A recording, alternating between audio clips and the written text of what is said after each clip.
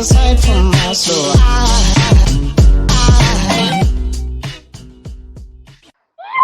welcome to the Inspired Evolution, and it is such a treat to be here today. We have with us Oscar Trimboli. Oscar, how are you? G'day, Amrit. I'm flip-flopping between freaked out and figuring it out, and I'm looking forward to listening to your questions today. I love that. I'd love to hear what you're flip-flopping between and what you're trying to figure out. But for those that are tuning in and figuring out who Oscar is, guys, bear with me. He's the author and the host of a podcast called Deep Listening, an incredible podcast. Even more incredible than his podcast are the keynotes that he delivers, right? So he's passionate about using the gift of listening to provide positive changes in the workplace, in people's homes, and fundamentally in cultures around the world. The thing that I have loved the most has been the book that you produced, and it's a rare gem. I'm just going to have to go there. It's a rare gem. It is one of the shortest books you will read, and it is simultaneously one of the most impactful books I've ever read. So I don't really know like how to give it more accolades than that. Really, it's a life-changing book that you can literally read in one sitting. You download it, you read it in that sitting, and you leave just completely different. Thank you so much for writing the book. Thank you so much for being here today. Yeah, and the book was a result of me listening to my clients, and more importantly, listening to my editor. The book I wanted to write and the book that we ended up producing was very different starting and finishing place. And we went through actually a process of testing the book with a lot of different people to listen to their feedback. So again, when you're the deep listening guy, Amrit, you've got a role model listening. And I joked with my editor, I don't want my book to be that dusty shelf collecting thing that's sitting behind you that doesn't get read and it's just a shelf trophy. I wanted the book to be read. I wanted to be accessible. I wanted it to be a combination of the art and science of listening. And you might have noticed there's very deliberate use of graphical, whimsical characters in the book as well. Again, a result of a beautiful artist listening to me when I was talking about the topic, and his goal was to get published in a book. That was one of his goals, and he came up to me afterwards and he just showed me a sketch of what he did during the speech, and I said, I'd love you to help me illustrate the book. And again, another place that if you're listening well enough, people pop up from everywhere to help you. I love that. The listening of not just the dialogue, but also the opportunity and the experiences. Yeah, that's really profound. I'm hoping we can go deeper on that. One of the things that came up for me is, I really appreciate the succinctness of the book, and I love that you're sharing. It was like a dialogue between listening to what I obviously wanted to share with the world, but then obviously what the world wanted to receive as well. And it definitely is. And like I said, it's definitely not shelf development. It barely gets the opportunity to get to the shelf. By the time you've downloaded it, you've already finished reading it, and the self is developed. So self development, not shelf development, definitely. You mentioned some whimsical characters in the book, and this is one of my favorite parts about it, to be honest. There's 4 villains in the book. Do you want to introduce us to the villains in the book, Oscar? Yeah. So one of the things we learned, Amrit, during the process of creating this book was we researched 1,410 people, and we asked them what are their listening barriers, what gets in the way of how they listen. And I'm fortunate that I know a lot of people who have expertise in data science and data collection. And as we started to collect all this data, I kind of mused and I thought, I wonder what the barriers are that are getting in their way, and if we could kind of cluster them together around the common barriers that people have. And distraction by far is all of our barriers to listening. That's what gets in the way, whether it's our external surrounds or our internal dialogue. But the audience I was working with wanted me to break it down even further. So distractions wasn't enough. So we came up with these 4 villains of listening. And these villains listen differently because listening is situational, it's relational, and it's contextual. So you'll listen differently to a police officer than you will to a school principal. You'll listen differently to an actor than you will to an accountant. You'll listen differently to a doctor than you will to your mother, for example. Mm. And you'll listen differently to a sibling than you will to your boss at work, is another way to think about them. Yep. So when we think about these four villains of listening, we have elements of all of these villains in us, and they show up differently depending on the situation that we're listening in. So the easiest way to remember the four is dramatic, interrupting, lost, and shrewd. And those four, D-I-L-S, spell the word dills. They're the dills of listening. Now, I was pointed out by somebody in America that this means something completely different to people in Australia. So colloquially in Australia, somebody who's a dill isn't the The sharpest knife in brightest. the Yeah. drawer. Yeah, they're not, they're not across everything. And these villains all have different characteristics. So the dramatic listener loves listening to your story. They love to listen to the emotion of your story. They love listening to you telling them that, oh my God, you know, my boss is the worst boss in the world, or the merger I'm going through is the worst merger ever. And the dramatic listener loves your story because it creates a stage for them to speak on. So if you say you had the worst boss in the world, they'll say, oh, you think you've got a bad boss? Let me tell you about my bad boss. You think you've got a bad merger? Let me tell you about my bad merger. If you think you had a bad boyfriend, let me tell you about my boyfriend. Yeah. So the dramatic listener loves and intently listens to you, but their orientation is themselves. They want to get themselves into the story that the speaker's trying to do. And the dramatic listener just loves drama. They love emotion. Their heart is in the right place, don't get me wrong, but they just can't help themselves when it comes to the story. So the second villain, and I thought this would be the one that would be mathematically the largest in the group because it's the one people complain about the most, the interrupting listener. The interrupting listeners like that game show quiz contestant that presses the buzzer before the host has got the question It's out, and all out. of a sudden they answer the wrong question. Now the interrupting listener comes from a place of good intention. They want to solve your problem. They just want to solve it quicker. They're relatively impatient, and what they just need to do is just pause, just count 1,000, 2, 1,000, 3, 1,000, or take a little breath before they kind of jump in and answer the question. From the speaker's perspective, they're perceived as arrogant, they're perceived as judgmental, they're not perceived as helpful because the speaker has got this dilemma going on in their head. And the dilemma is this: their mouth, the way they speak, is an impediment to their thinking. So we speak at 125 words a minute, yet we can think at 900 words a minute. So the speaker is stuck with a mouth that doesn't quite get everything out as fast as they're thinking about it. So when I'm speaking at about 200 words per minute, like a race caller or an auctioneer or something like that, you can still comprehend what I'm saying. And if I come back to normal speed around 125, 150, you can still hear what I'm saying. But the frustration for the speaker is their mind is like a washing machine, stuck on wash cycle. It's agitated, it's sudsy, it's not making progress. And the act of speaking is like the rinse cycle. So it gets all the clean stuff out. But the interrupting listener doesn't know the 125, 900 rule. So rather than thinking they know the answer, they need to remember the maths, and the maths is really simple. You've got an 11% chance that what they say the first time is actually what they're thinking. You get better odds at a casino, right? So that's the interrupting listener. So the first one, dramatic, the second one, interrupting, the third one is lost. The lost listener shows up in a meeting, in a workplace, and they've been invited to the meeting, but they're not really sure why they're there. Are they meant to make a contribution? They don't really understand the agenda. They don't really understand what's going on. And as you look around the room, that lost listener comes across as vague, zoned out. But a lost listener also shows up in a different way. They show up with devices that get them lost.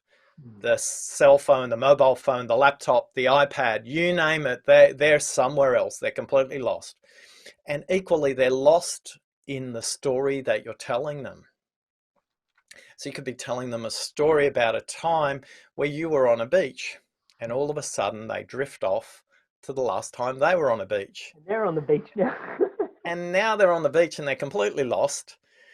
And you ask them a question and they go, oh, sorry, could you say that again? I was, sorry, I wasn't paying attention.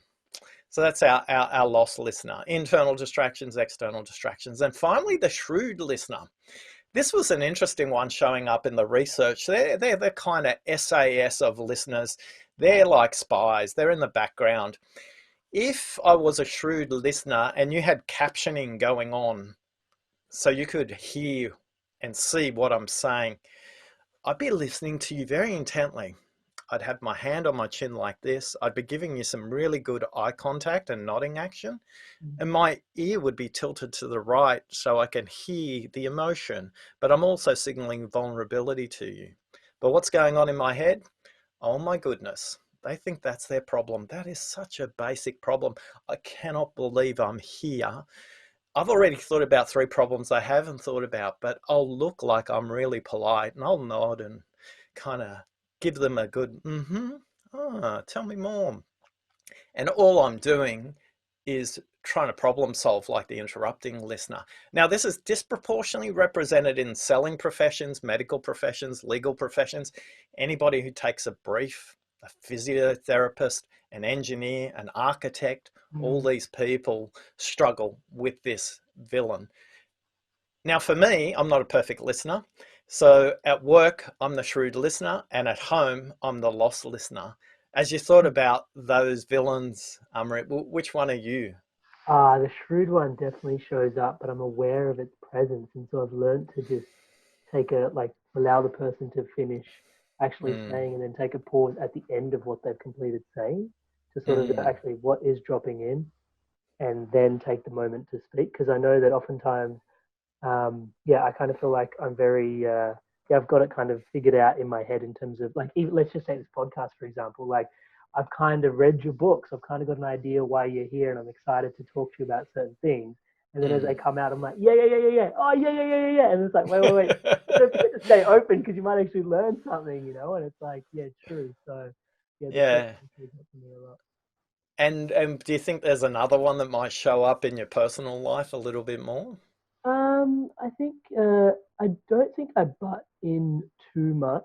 Um, but I think when I do like butt in or interrupt, I think that kind of shows up more for the shrewd one. In terms of, I don't necessarily feel. Maybe sometimes I'm lost. Maybe sometimes Hmm. I'm lost in daydreaming. Yeah. Um, yeah, and I think that comes back down to how much presence I have versus the distractions at my thumb tips rather than my fingertips. Yeah. So, for those who are listening right now, whichever villain you've related to the most, the one that really frustrates you, there's a high likelihood that's the listening villain you are. Now, if you want to take a 7-minute quiz, you can go to listeningquiz.com and figure out which listening villain you are. And it'll tell you your primary listening villain and your secondary listening villain. But more importantly, we'll give you a tailored report with 3 tips about what to do about it.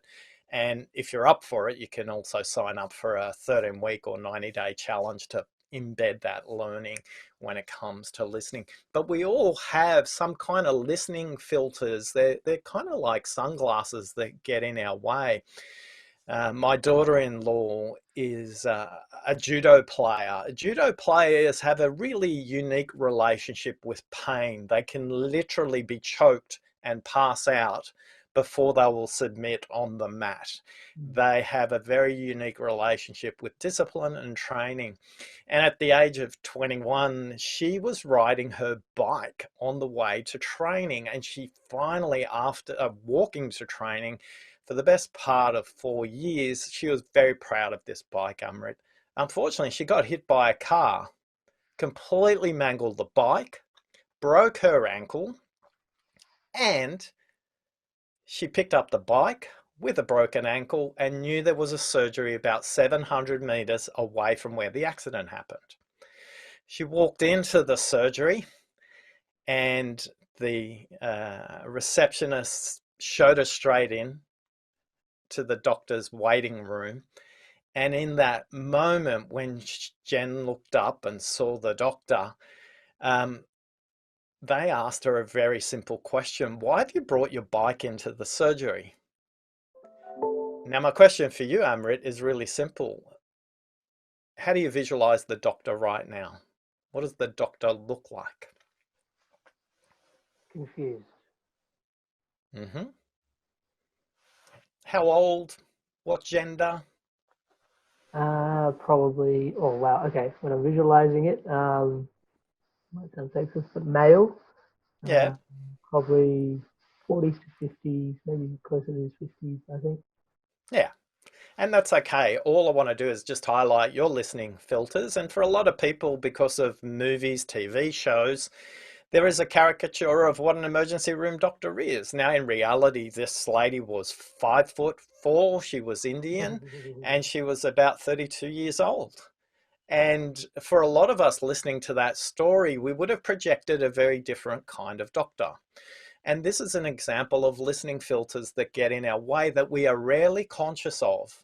So some of the biggest barriers to our own listening are our experience, our cultural heritage, our education, and for a lot of us, we're not even conscious of that. And these are some very subtle filters that get in the way of your listening. It's like driving a car along a freeway at a really high speed, but your windscreen wipers don't work in the pouring rain. And, you know, for whatever's ahead of you, it looks okay.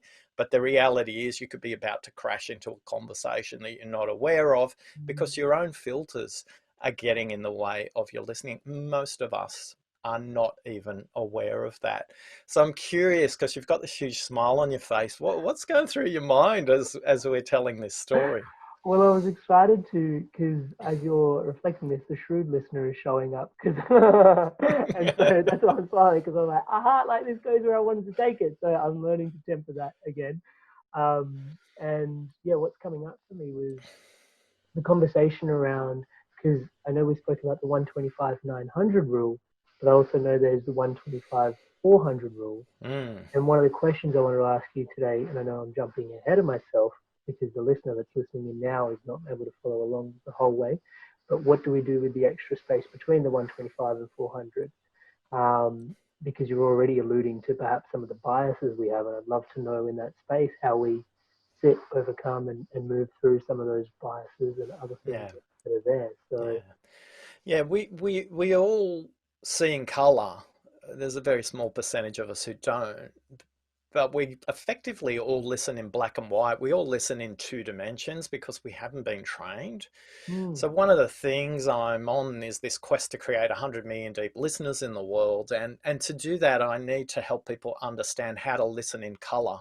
mm, But the way to do that is to show them the biggest barrier to their listening. So we talked about the biggest barrier for the speaker originally. I speak at 125 words a minute. I got 900 stuck in my head. So I'm really struggling to get the words out. But for you right now listening, I'm speaking way too slow. I'm speaking at 125 words a minute. You can listen at up to 400 words per minute. You can have comprehension up to 300 words a minute. And the reason we know this is because blind people who listen to podcasts or audiobooks can have full comprehension at 300 words per minute. So they lack one of the most significant distractions, visual distraction, and that becomes their superpower when it comes to listening. They also develop extraordinary memories as well. But right now, while you're listening, you're distracted. And the reason you're distracted is you can listen at 400 words per minute and I can speak at 125 words per minute. So you fill in the gaps. Much like peripheral vision, we have peripheral hearing. And the reason we have genetically grown up to have this ability to listen for more than what we hear, by the way, speaking in our evolution as a human being is a relatively modern development. mm, Our sight was one of the first things we developed many millennia before we started to introduce the concept of speech, or speeches as we know it in the modern way. And as a result, the most underdeveloped part of our brain is the part of the brain that listens versus the part of the brain that gets stimulated by vision. So we have peripheral hearing as well as peripheral vision. So it means we just, oh, was that a bird I just heard? Or you might hear the sound of the coffee grinding machine in a coffee shop while you're listening to a conversation, or a car going by. Or you might be trying to figure out, what should I prepare for dinner tonight or lunch? Gee, this guy talks really slow. I wish he'd speed up. And we are completely distracted, and we're distracted without knowing it. So I always joke, the difference between a distracted listener and a deep listener is not the fact that they listen better, it's the fact that they notice they're distracted quicker.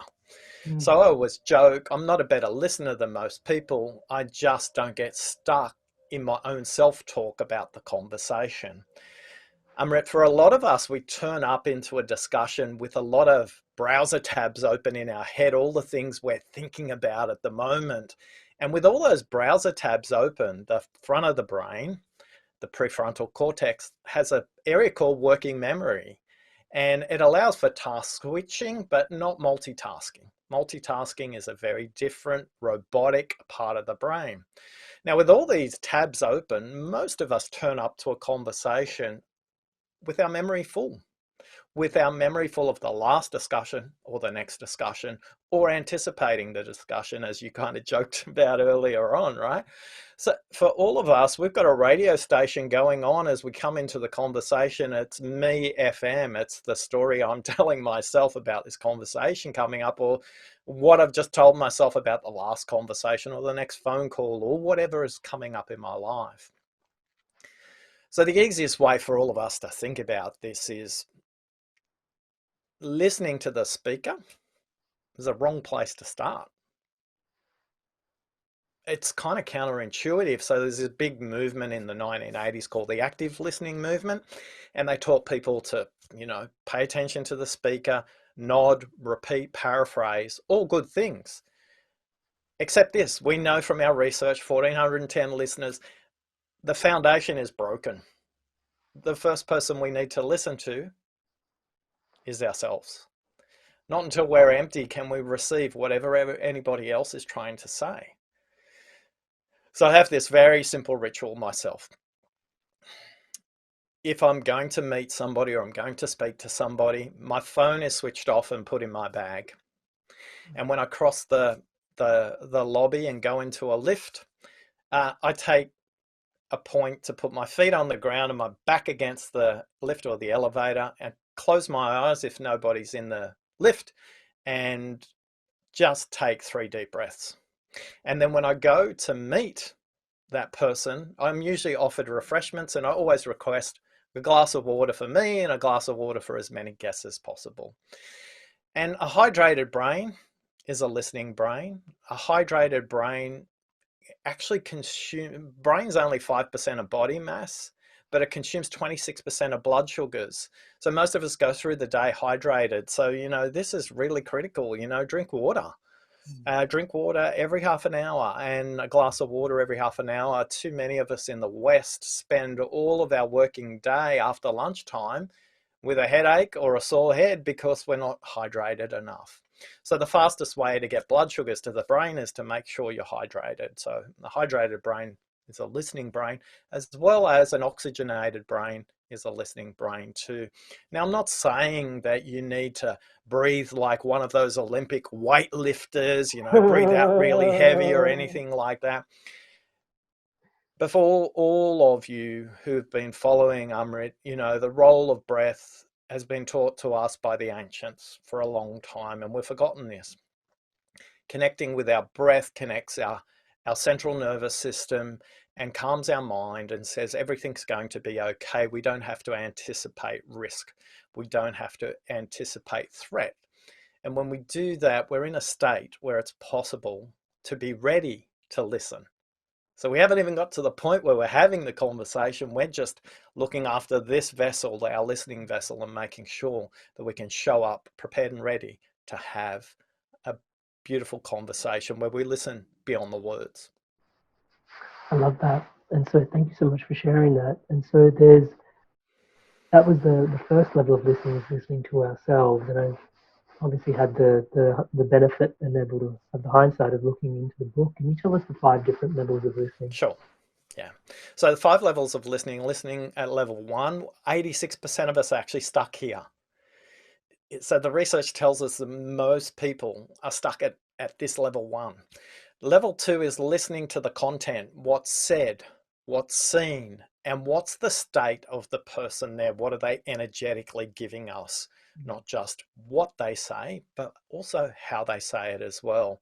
And as we move up from level 1 to level 2, again, we're starting to touch about 93% of people are listening at these levels. The next level is listening for context. It's listening for patterns. It's noticing, do I speak always about myself, or do I speak about groups of people? Do I speak about the past, or do I speak about the future? Do I speak about problems? Do I speak about solutions? Do I speak about inside the organization, or do I talk about outside the organization? Do I always talk in positives? Do I always talk in negatives? This is a way you can fill up those other 275 words per minute while you're listening. If you start to listen to the patterns, you'll be able to help yourself just stay in the conversation. Hey, a little hack, Amrit. If you think about this triangle that goes from your eyebrows down to your chin, if you focus and move around that area from the eyebrows all the way down the eye, all the way down to the chin and to the bottom of the chin, that will keep you focused there. Don't exclusively focus all your conversation on listening with eye contact. By the way, men and women interpret direct eye contact very differently. Women will interpret direct eye contact during listening as intimacy, care, and respect. Men, on the other hand, will interpret that for an extended period of time as a threat. And cortisol is actually released in the back of your brain if you hold eye contact too long with the male. So particularly with teenage boys, but also with men, listening happens better when you're driving. So you're both looking out forward, walking, running together, chopping up vegetables, or doing gardening together. So there is a fallacy that men and women actually listen differently to each other. So they say women listen to feel and men listen to fix. I think it's an urban myth, because all the academic research has told us that's not true. Men and women have the identical barriers to their listening, and they don't actually listen differently. So when we're listening at context, we can listen differently.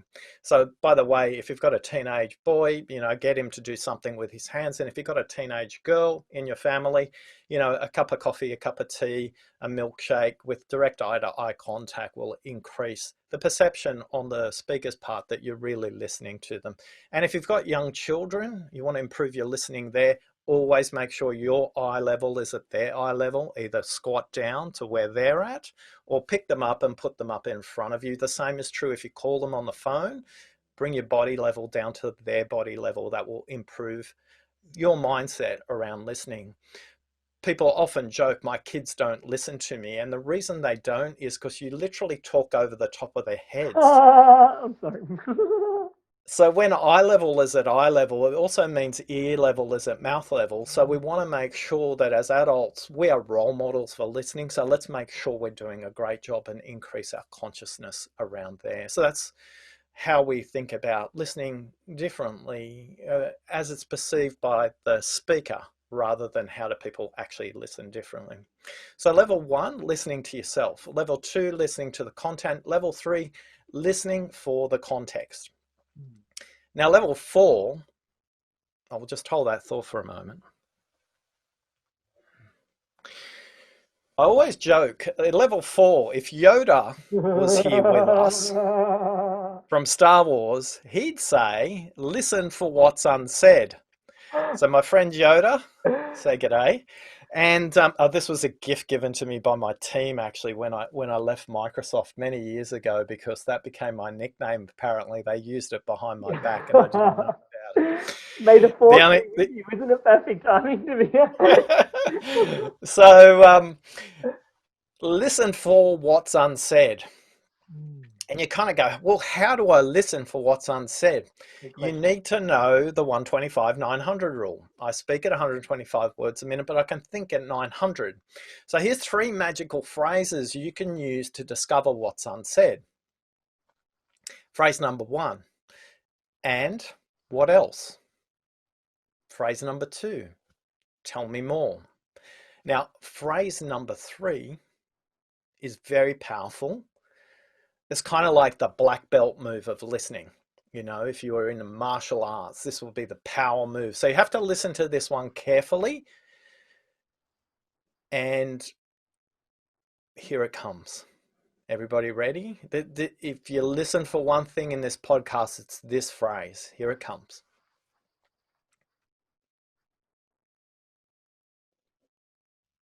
That's it. It's silence. So in the West, we have this awkward relationship with silence. We call it the pregnant pause, the awkward silence, the deafening silence, right? Yet Australian Aboriginal communities, the Maori, the Inuit of North America, the tribes of Africa and South America, the Asian cultures that are very high context like Korea, China, Japan, India, silence is a sign of wisdom. It's a sign of respect. It's a sign of authority. And in workplaces, it's not uncommon for the most senior person in the room. They might pause between 2 and 5 minutes in a meeting, and the rest of the room will basically pause as well. If you use silence, here's what happens, and it happens magically. Tell me if you've ever heard these phrases. People will say, well, actually, what we should be talking about is, or, you know, now that I've thought about it, the most important thing we can discuss right now is, and all that's happening is that washing machine is getting onto the next wash cycle in our brain and trying to get those next 125 words out. Now you can use, and what else? Tell me more. If you're not comfortable with silence, just use the phrase and then zip it. Just be quiet. Just use the phrase and, zip it, be quiet. Some people, if the relationship's not strong, may perceive silence as a threat. So be careful. You know, silence, relationships that there's high level of trust in can be used really skillfully. But then those other 125 words come out. And we have the conversation about what matters, not this random 11% that we say the first time. I was interviewing a global best-selling author on the topic of habits and listening, and he said, what's interesting is we never publish the first thing we write. We always edit it, we always refine it. Yet when it comes to listening and speaking, we always take the first thing we say as the thing that we think we should discuss. And he skillfully explained the difference between 125 and 900. And he said sometimes the role of the listener is to help the speaker edit their thoughts, to refine them and get them to a place that's beyond the words. Powerful. That's level 4. Level 5, the ultimate level of listening. Listening for their meaning. Listening done well is actually light. It's not draining. It's very easy to do. And people in the first round of training with me often say, oh, wow, this listening is really hard, Oscar. There's 5 things I've got to pay attention for. And it's like a ping pong table, or it's a pinball machine of things moving around and my energy's all over the place. And I was like, no. A good listener tries to make sense of what the speaker's saying. A deep listener helps the speaker make sense of what they're thinking. Your job is not to understand what they say. It's nice if you do, but the reality is quite simple. Your job as a listener is to help them make sense of what they think. And that means that you're helping them express what matters the most to them. Now, you can do this with many techniques, and you can do this individually or with groups. It was around March 2015, and I was in this manufacturing company, and they'd asked me to speak on the topic of deep listening. Now, Amrit, have you ever walked into an office where, like, dripping from the air conditioning ducts was all this tension? Like, you can feel it, you can sense it. Palpable sometimes. Yeah. Yeah. And I think depending on your consciousness, you either notice it really quickly, you notice it over time, or you don't notice it at all. Mm. So I'm standing on this small platform. I wouldn't call it a stage. It was about that high. It was maybe 2 feet off the ground. There was no podium. And I was talking to literally the 5 levels of listening. But then I started listening to my gut, to my intuition, Mm. because my senses, some people might say, I had that tingly Spider-Man moment. And with my senses 20 minutes into this 45-minute presentation, I knew there was something wrong. So I turned to my host and I simply said, with your permission, I'd like to try something different. And he looked at me with contempt with every syllable. And he said, well, if you must. And I thought to myself, well, no, I would like his permission.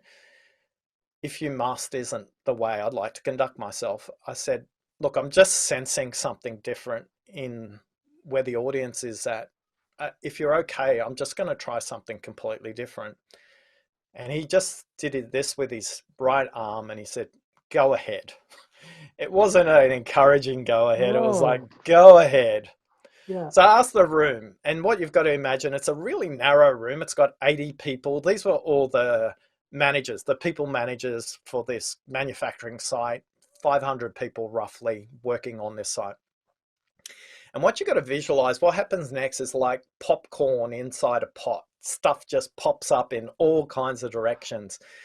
And I simply say to the group, turn to the person next to you and tell them what movie is going on right now in this manufacturing location, and the room tension changes completely and the room energy explodes and everything's popping off, and out of the corner of my eye the CEO is walking over to me. He puts his hand behind my back, he switches off my microphone, and he says, what the hell are you doing? This was not what we discussed. This is not what we agreed. And I simply said to him, look, if you just bear with me for 5 minutes, I want the team to come back with their answers, and then I would like you to choose whether we continue on or not. He goes, okay. I said, what movies do you think they're talking about? He goes, I have no idea and I have no interest. And he kind of went and sat down. Mm. And all that was going through my head was, well, guess you're not going to get paid for this one. So we pull the room back and we start to ask questions. And the questions we ask, what you got to imagine, every time a movie name is said, the room explodes into laughter. Mm. So the first movie, Die Hard with a Vengeance. Room explodes with laughter. Second movie, Titanic. Third movie, Towering Inferno. Fourth movie, some plane crash disaster. Every disaster movie you can think of, and the room is absolutely in a relaxed state, all laughing at all these crazy disaster movies. Catharsis, collective catharsis, yeah. What happens next completely changes my mindset around listening, completely changes my mindset around leadership, because out of the corner of my eye and that peripheral vision, guess who's marching up to the stage? He marches up to the stage, the CEO. He takes the microphone off me and he gestures to me to sit down. I go, okay, I guess he's taking control. He takes the microphone, he looks, he bends down, his eyes are down at about a 45-degree angle. They're not closed, but they're not fully open either. And his voice is trembling a bit. And he basically says, I'm really sorry that you feel working for me is a disaster. I hope that Oscar is okay to come back on stage, because I've learned something about listening to what's not said today. With your help, Oscar, I hope we can use the balance of our time to figure out what's going wrong in our disaster movie. I really don't want my staff to come to work thinking that they're coming to a disaster. Now, what happens next? I have no idea what's going on, by the way. I don't know what this disaster is. I'll simply say to the room, who aren't we listening to? Like, I don't know what the problem is. So they all chat amongst themselves and they all come back pretty much. You got to remember, everybody in this room is some PhD or masters in chemical engineering, electrical engineering. They're all engineers. They're all smart people. But what they all say is we haven't been listening to the production line workers. What I discover 3 weeks later when I am called back by the CEO to debrief what had happened, they had some issues in their production line that was causing them about $10 million worth of stock to be held up in quality assurance because there were impurities that they discovered. But these fancy pants PhDs in chemical engineering couldn't figure it out. It was a 35-year veteran of the site who was a production worker who pointed out to them 6 weeks earlier that that pipe, there was a particular pipe, needed to be maintained, and they ignored him. And it ends up costing them millions and millions of dollars. When you help people listen to what they mean, Amrit, they can tell the truth to a CEO that they feared, and that CEO can humble himself in front of a room because he's seen the power of listening. Now, that story is not there to say I'm anything amazing. That group came to that outcome by themselves. I was lucky enough to be a witness. But whether it's a global financial crisis, whether it's a BP Deepwater Horizon oil rig that kills people and costs BP $50 billion, or Dr. Lee on the 30th of December 2019, who says to 6 friends on a WeChat in Wuhan, China, he's an ophthalmologist, he says, hey, be careful, there's a SARS-like virus that's got a big impact on older people. And the Chinese authorities discovered that he says that and basically told him to stop spreading rumors about what we now know as the coronavirus. And we lost 3 weeks in figuring out a solution to this because the Chinese authorities didn't want to listen to Dr. Lee. Unfortunately, on the 22nd of February, Dr. Lee died. He was helping to save patients in that hospital. So the cost of not listening can be a global pandemic as well. But when we listen for meaning, we can make amazing things happen too. So the 5 levels of listening: listen to yourself, the content, the context, the onset, and then finally help them listen for their meaning, not yours. Wow. Thank you so much for sharing that, Oscar. It's, yeah, words beyond words, I guess. Listening to everything that's coming up for me is the biggest takeaway from that was, for me personally, I know there's so much in that, so that everyone's taking their own meaning from that, was um, my listening is actually here for me to help others think rather than actually just like trying to understand what they've said. And that was going to be one of my questions today, which I'm glad I didn't ask because it dovetailed into it perfectly because we got there.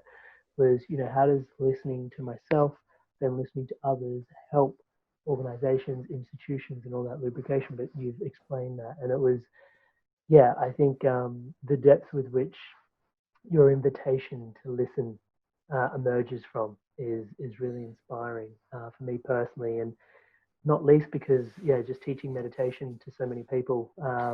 I love how you said, it's not that I'm a perfect listener either. It's just the time I spend between distractions is shorter, right? And I feel the same way about my meditations. It's like, I'm not any better than you at not having distractions from my place of observation when I'm meditating. It's just those intervals are shorter, so I come back to my breath and my space of observation more frequently. So it's not too dissimilar. So I can appreciate the parallels to Yoda in that space, Oscar. Thank you so much for your time, your energy, your clarity, taking the time to share with us on listening today. I'm a big fan of your work. For those that want to tune into more around what's available to listen, I know you mentioned the 90-day challenge. We'll put that in the links to this episode. Anything else in like the best place to get in touch? I love the website, oscartrimboli.com, but is that where we want to send everybody? Yeah, if you go there, or listeningquiz.com, that'll give you the gateway to find out which listening villain you are, give you access to the research, the 90-day challenge, the Apple award-winning podcast, Deep Listening, where we interview professional listeners like hostage negotiators and high court judges. But we also interview palliative care nurses and doctors. And we also interview deaf and foreign language interpreters as well. And they all provide amazing insights in how they listen differently as well. The book's there. The deep listening playing cards developed again by listening to my clients. They're all available if you pop into listeningquiz.com. I love that. Thank you so much. And if you're tuning in, guys, I highly recommend the book. Oscar didn't reach out saying, "Hey, like I've got a book." It was legitimately I read the book and I was just like, "Oscar, can you please come on, share your insights?" So it's a real blessing. So we'll add a link to the book in the show notes as well. And as always, Oscar, thank you so much for your time and energy here today. But also, it's not just this moment in time; it's the whole life's work that's informed your presence here. So I just want to take my hat off and acknowledge that as well. And as always, wishing you all the best for the future. Thanks for listening. Hey guys, if you enjoyed this video, give it a like, leave us a comment. And if you want to stay in tune for new episodes launching every Monday, hit subscribe and I'll see you in the next video. Stay inspired to evolve.